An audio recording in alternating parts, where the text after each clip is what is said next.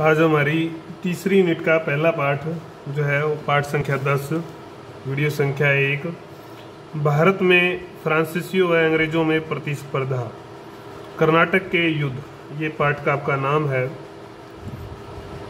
तो इसमें आपका एक मैप भी आएगा कि फ्रांसीसी, अंग्रेज, डच जो बस्तियां थी, जो यूरोपीय कंपनियां आई, उनका विस्तार कहाँ कहाँ था। जब हम उन बस्तियों की, उनके केंद्रों की बात करेंगे तो उस सारे से आपका मैप भी पूरा हो जाने वाला है। और उनमें से बहुत सारे फिर भविष्य में जो है केंद्र भी बनते हैं। 1857 की क्रांति का जो आपका मैप होगा, तो दोनों मैप काफ़ी हद तक मिलते जुलते भी होंगे।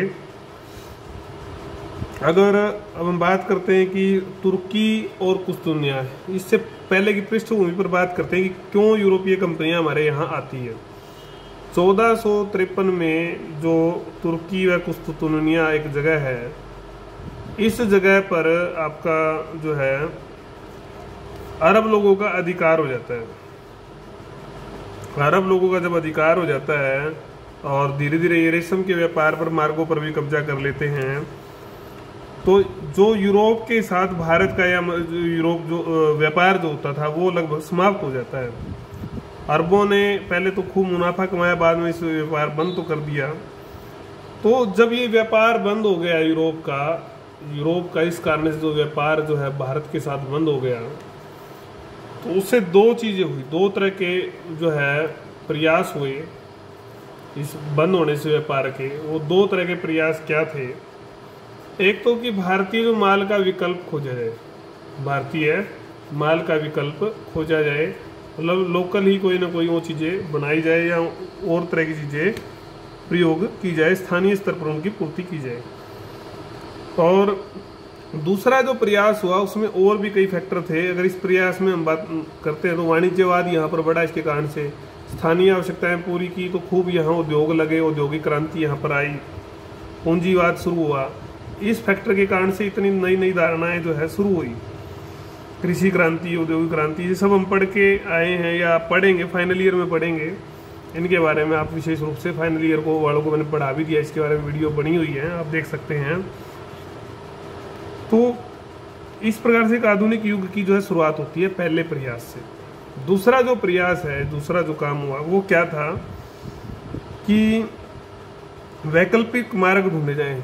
कुछ चीजें ऐसी थी जिनका कोई विकल्प नहीं था, भारत की इतनी मूल्यवान चीजें थी, इतनी जरूरी चीजें थी उनके लिए, तो वैकल्पिक मार्ग खोजे जाए और भारत के साथ व्यापार उन वैकल्पिक मार्गों से किया जाए। तो उस सारे के लिए समुद्री मार्ग जो है एक मुख्य रास्ता था वैकल्पिक मार्ग के लिए। समुद्री मार्ग खोजने के लिए सरकार ने खूब जो है योगदान दिया।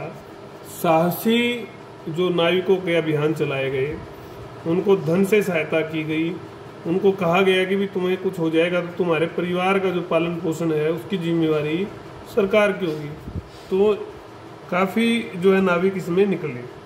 और ये भी कहा गया कि आप वहाँ पर अगर आपने कुछ अच्छा स्थान खोजा तो वहाँ पर निजी लाभ के लिए भी आपको व्यापार की आज्ञा होगी।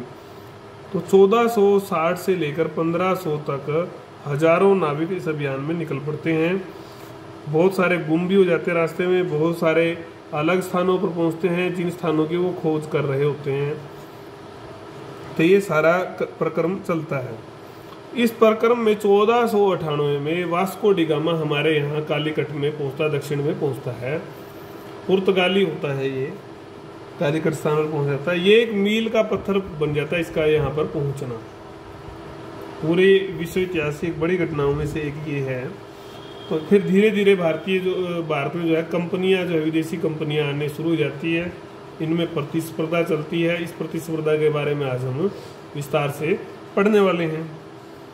तो इस सर्वप्रथम जो है पुर्तगाली आए, तो पुर्तगालियों को जो चुनौती मिली वो किन से मिली? डचों से।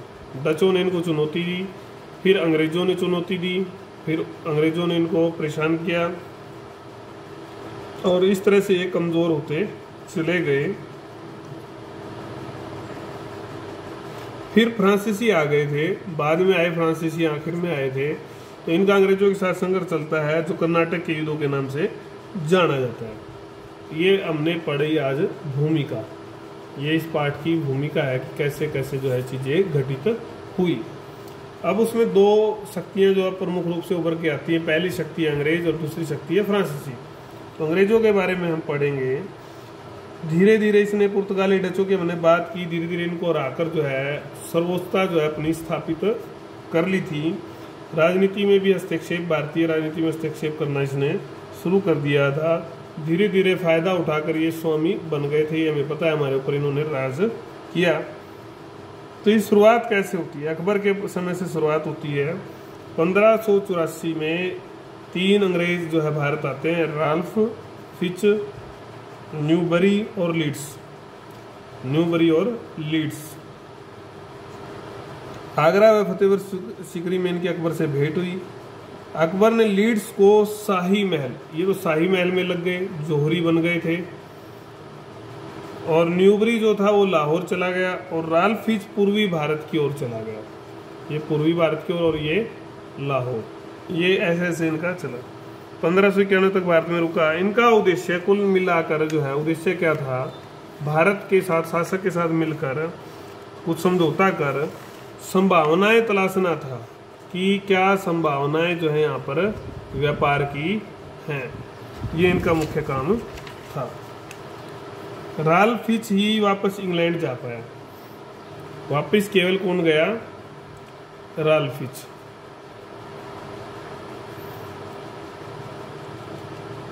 एक विशेष जो है घटना घटती है इसी बीच में। 1588 में ब्रिटेन ने जो है स्पेन को पराजित कर दिया। इस युद्ध में 2 अंक में आ सकता है। आर्मेडा के युद्ध में भी बोलते हैं, अरमेज के युद्ध में पराजित कर दिया। ये घटना घटती है क्योंकि इससे पहले स्पेन बहुत शक्तिशाली माना जाता, सर्वश्रेष्ठ शक्ति थी, लेकिन अब ये स्थान ब्रिटेन को प्राप्त हो गया नौसेना में। अब सबसे श्रेष्ठ देश कौन हो गया? ब्रिटेन। तो इसका भी जो है लाभ मिला। राल्फ फिच की जो रिपोर्ट थी, सर्वश्रेष्ठ जो नौसेना थी, इसके बाद कुछ एक विशेष प्रयास जो है 1591 में इंग्लैंड के लोग करते हैं। जेम्स लंकास्टर और 1593 में बेंजामिन वुड ने इस दिशा में प्रयास किए, और एक सम्मेलन जो है व्यापारियों का वो वहाँ पर इंग्लैंड में बुलाया जाता है। तो इस सम्मेलन में बातचीत होती है, और आखिर में 1597 में हम अगला घटनाक्रम देखते हैं। तो जॉन मिल्टन हॉल जो है सथल मार्ग से भारत पहुंच जाते हैं। वापस वो पहुंचता है इंग्लैंड, एलिजाबेथ महारानी से मिलता है, पूरा वृत्तांत वो सुनाता है, व्यापार की संभावनाओं के बारे में बताता है।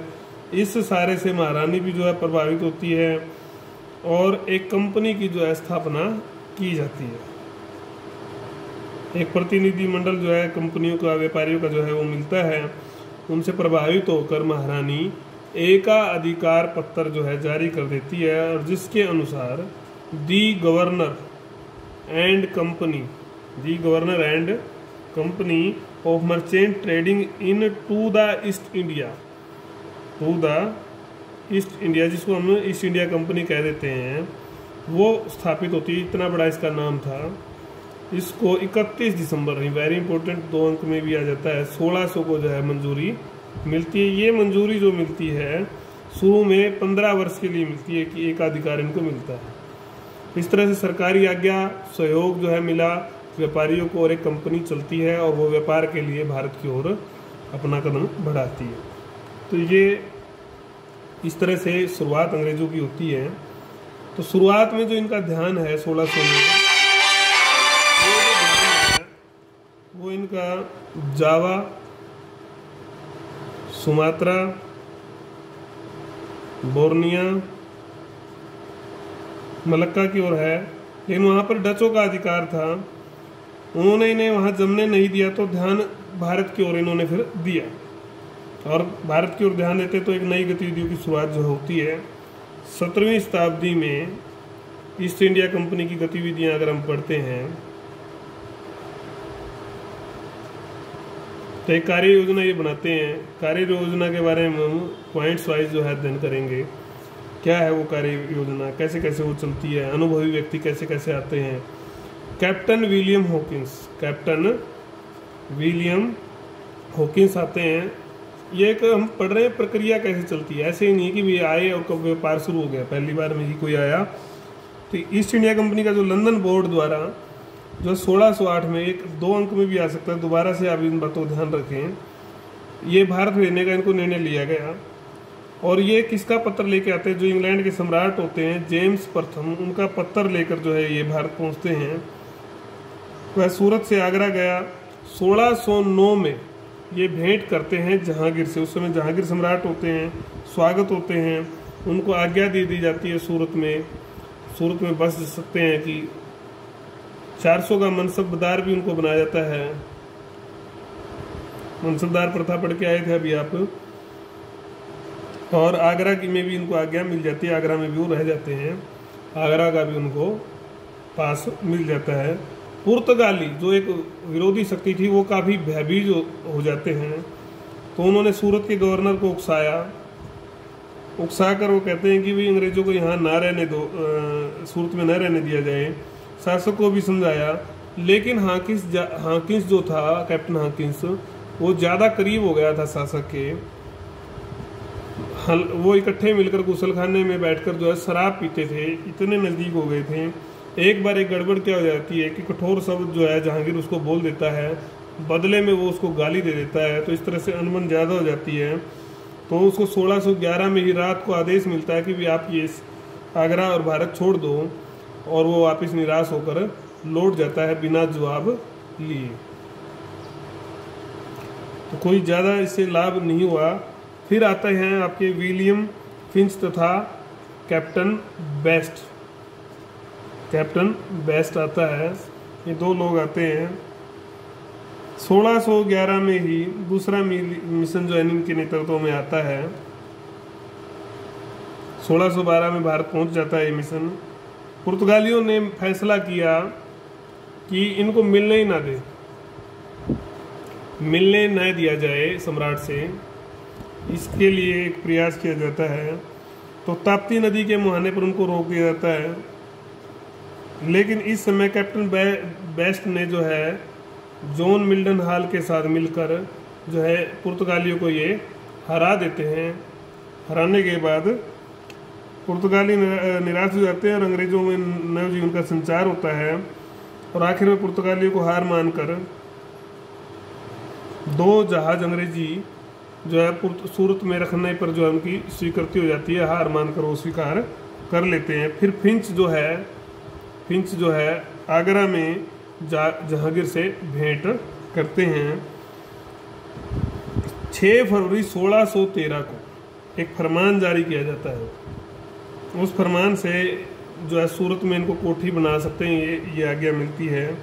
और एक प्रतिनिधि दरबार में भी रख सकते हैं, ये भी जो है इनको छूट मिल गई। एक नया युग की जो है एक नए काल की जो शुरुआत हो गई। यहाँ से एंट्री अंग्रेजों को विशेष रूप से मिल जाती है भारत में। फिर आते हैं सर टॉमस रो। कौन आते हैं? Sir Thomas Roe. इनका सबसे बड़ा जो योगदान था वो इन्हीं का था इस मामले में, व्यापार वाले में। 1615 में जो है वेरी इंपॉर्टेंट जेम्स प्रथम ने भेजा था। ये आप नाम भी किसने भेजा, कैसे भेजा, कब आए, सूरत वो पहुंचते हैं। 1616 में जो है जहांगीर से मिलते हैं। तो दिसंबर में पहुंचे थे। उस समय जहांगीर जो है अजमेर में था। 3 वर्ष तक वो दरबार में रहते हैं। तो इस व्यापार के बारे में कम इस समय जो ध्यान दिया जाता है, ज़्यादा ध्यान वो किस तरफ दिया जाता है, कोठियाँ बनाई जाए। गोदाम एक प्रकार से रहने की सब चीज़ें उसमें होती थी। कोठियाँ एक प्रकार से इनका किला लगा लो, छोटा किला टाइप। तो एक मांग पत्र वो जो है इस समय रखता है जहांगीर के समक्ष। इसमें जो मांगे थी वो क्या थी? समस्त जितनी बंदरगाहें हैं उन समस्त बंदरगाहों पर जो है पूर्ण जो है स्वतंत्रता हो, खुला व्यापार हो। खुले व्यापार की पहली कंडीशन ये रखता है। दूसरा क्या लिखता है, दूसरी कंडीशन क्या है दूसरी जो मांग पत्र में, वो ये कि भी भारत में कहीं भी जो है अंग्रेज गोदाम बना सकें, नौका निर्माण कर सकें और क्रय विक्रय किसी भी वस्तु का क्रय विक्रय भी कर सकें। ये दूसरी है। तीसरी जो है वो है कि चुंगी कर अदा कर समस्त मुगल साम्राज्य में व्यापार कर सकें। चौथा है कि तलाशी ना ली जाए, व्यर्थ तलाशी ना ले जाए, क्योंकि इससे फिर देरी होती है। व्यर्थ तलाशी ना ली जाए अंग्रेजी माल की। और कंपनी के सदस्य अंग्रेज भारत में शक्तिपूर्वक रहेंगे, मतलब ऐसा नहीं कि कमजोरी से रहेंगे, शक्तिपूर्वक रहेंगे। और सम्राट के लिए एक लाइन जोड़ दी कि सम्राट के लिए दुर्लभ वस्तुओं का संग्रह करेंगे। सम्राट को खुश करने के लिए एक लाइन जोड़ दी गई। छठा जो बिंदु है वो ये है कि मृतक जो अंग्रेज व्यापारी है उसका माल जब्त न किया जाए। मर गया कोई व्यापारी तो उसका माल जब्त न करके अंग्रेजों को ही लुटा दिया जाए। और युद्ध सामग्री जो है अंग्रेज सम्राट को भेंट करेंगे। अगला बिंदु क्या है कि अगर कोई देश शांति भंग करता है, कोई शत्रु जो है शांति भंग करता है, तो दोनों आपस में एक दूसरे का सहयोग जो है करेंगे। तो कुल मिलाकर अंग्रेज जो है, फिर आगे क्या है अगला बिंदु, अंग्रेज भारत में किसी भी भारतीय जहाज को नुकसान नहीं पहुंचाएंगे। ये जो है एक मांग पत्र लगा लो आप, रखा जाता है। कोई आश्वासन नहीं मिला, बल्कि जो खुर्रम जो शहजादे थे उन्होंने विरोध किया। लेकिन इसी बीच टॉमस रो एक कूटनीति से चाल चलता है। वो नूर जहां का एक भाई होता है आसफ खां, उसको जो है भेंट उपहार देकर अपनी तरफ मिला लेता है और उसके माध्यम से कई जो है चीज़ें अपने पक्ष में कर लेता है।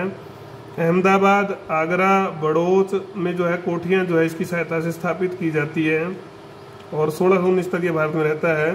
प्रत्यक्ष तौर पर तो वो कोई बहुत बड़ा लाभ नहीं ले पाया, लेकिन अप्रत्यक्ष तौर पर अगर हम बात करते हैं तो उसने जो है विशेष संबंध बनाने में वो कामयाब हो गया, जिससे कि फिर नींव पड़ गई और आगे जो बड़ा व्यापार का जो एक काम चलता है उसकी जो नींव इसने रख दी थी। ये हमने एक इंट्रो हम पढ़ रहे हैं कि कैसे कैसे जो है इंग्लैंड ने एक योजना बनाई। कैप्टन विलियम हॉकिंस आते हैं, टॉमस रो आते हैं, फिंच आता है, बेस्ट आता है। उससे पहले कैसे जो है अभियान भेजे जाते हैं और कैसे जो है साहसी नाविक नई नई जगह का पता लगाते हैं। और इस सारे से पूरे दुनिया में एक विशेष परिवर्तन आता है, भारत के समाज में तो विशेष परिवर्तन आता ही है। अगला जो हमारा वीडियो होगा उसमें हम पढ़ेंगे आरंभिक बस्तियों की स्थापना, तेजी से उनका विकास कैसे हुआ, कंपनी का प्रशासन, इससे अंग्रेजों के बारे में बात आ जाएगी। फिर फ्रांसीसियों के बारे में हम पढ़ लेंगे मोटा मोटी, और फिर कर्नाटक के युद्ध शुरू हो जाएंगे।